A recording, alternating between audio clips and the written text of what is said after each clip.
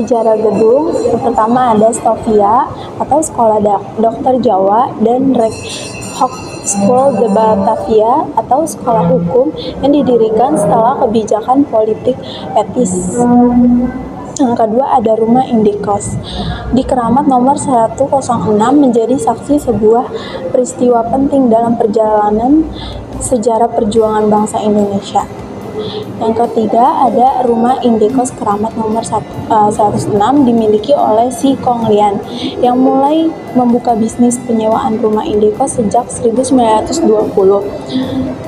Satu tahun kemudian, pada 20 Mei 1974, Gedung Keramat 106 ini diresmikan sebagai Gedung Sumpah Pemuda.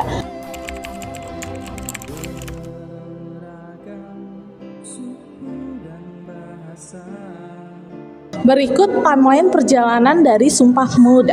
Pada 1908 berdirinya Budi Otomo, pada 20 Mei 1908 dan berdirinya Indis Vernijing pada 22 Desember 1908. Pada 1912 berdirinya Indis Party, pada 1915 berdirinya Trikoro Darmo pada 7 Maret 1915. 1917 berdirinya Jong Sumatranen Bon 19 Desember 1917.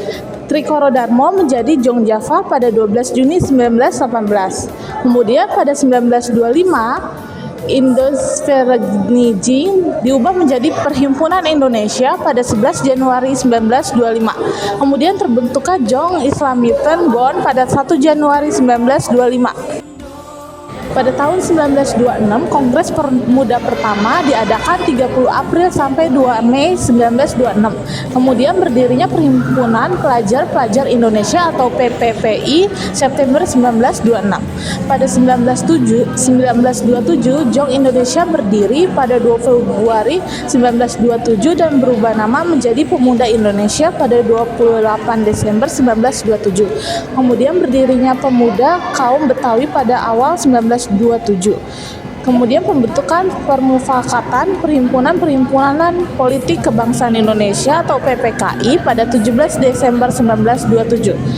Tahun 1930 dibentuk Komisi Persiapan Badan Persatuan Kepanduan Nasional. Setelah Indonesia Muda terbentuk, didirikan Kepanduan Bangsa Indonesia atau KBI. 1931 Indonesia Muda dideklarasikan di Solo pada 28 Desember 1930 sampai 2 Januari 1931. Tahun 1944 lagu Indonesia Raya diubah untuk kepentingan propaganda Jepang. Tahun 1945 proklamasi kemerdekaan Republik Indonesia dan lagu Indonesia Raya mengiringi pengibaran bendera merah putih. Pada 1959 Hari Sumpah Pemuda ditetapkan sebagai hari nasional bukan hari libur.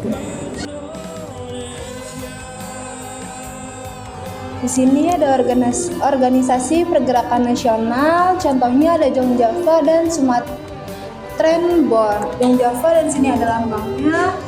Sebelumnya dia dikenal dengan nama Trikoro Darmo yang didirikan oleh Satiman Mirjo Sanjo Kadarma dan Sudarno pada 7 Maret 1915 yang tujuannya mempersatukan para pelajar Jawa.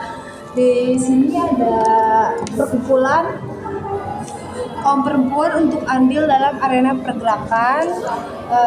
Di sini ada Kongres Jong Java pada 27 sampai 31 Desember 1926 di Solo.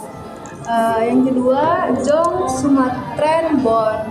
Ini anggotanya pada tahun 1924 yang didirikan pada 9 Desember 1917 di Laut Treveden, Batavia. Yang ketiga ada Jong Batavia. Ini ada tokoh-tokoh dari ini, dan awalnya Jong Batavia bergabung dalam Jong Sumatran Bon. Namun karena terdapat perbedaan budaya, pada 1926 Jong Batavia memisahkan diri. Tujuannya untuk menjadi wadah yang mampu mengeratkan persatuan di kalangan mahasiswa Batak. Yang keempat ada Jong Islametten Bond. Jong Islametten Bond didirikan di Yogyakarta pada tanggal 1 Januari 1925. Tujuan organisasi ini adalah memajukan pengetahuan tentang Islam, membangun hidup secara Islam, dan menciptakan persatuan dalam Islam. Yang kelima ada Pemuda Kaum Betawi. Pemuda Kaum Betawi didirikan pada tahun 1927.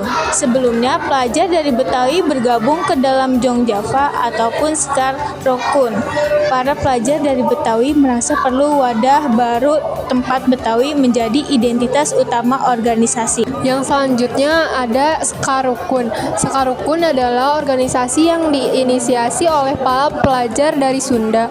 Organisasi ini didirikan pada tanggal 26 Oktober 1919 di Batavia, sehingga dikenal sebagai Perkumpulan Sekarukun Cabang Betawi. Oke teman-teman, di sini ada organisasi Cahaya dari Timur, yaitu Sarekat Minahasa.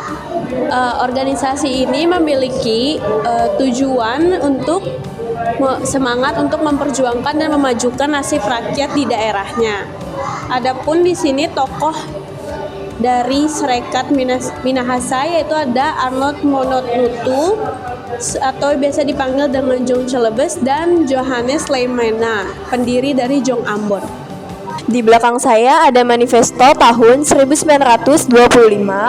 Bisa kalian lihat di sebelah sini ada Gedenboek tahun 1908 sampai 1923. Sampul depan buku Gedenboek tahun 1908 sampai 1923. Indonesia Vergenning diterbitkan pada tahun 1924 dalam rangka memperingati 15 tahun berdirinya Indiske Vereniging atau Perhimpunan Indonesia di Belanda. Lalu di sampingnya ada gambar pertemuan anggota Perhimpunan Indonesia pada tahun 1924 di Belanda. Tampak Bung Hatta dan Nazir Pamancuk berdiri di pojok kanan bagian belakang, serta Supomo dan Sunario duduk bersila di barisan paling depan.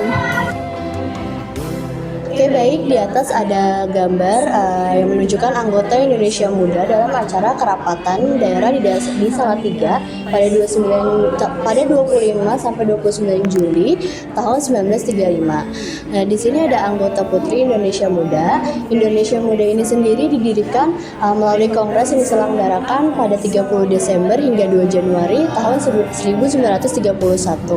Kemudian di sini ada kegiatan anggota kepanduan bangsa Indonesia, di mana antara 1928 hingga 1935 organisasi-organisasi kepanduan baik ini didasarkan pada kebangsaan ataupun keagamaan semakin banyak.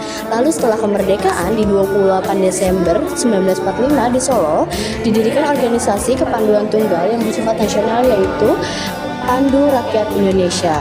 Nah, pada saat 9 Maret 1961 setelah kemerdekaan, Presiden Soekarno menginstruksikan seluruh organisasi kepanduan dilebur ke dalam satu wadah yang disebut Pramuka. Selanjutnya pada 14 Agustus diperingati sebagai Hari Pramuka.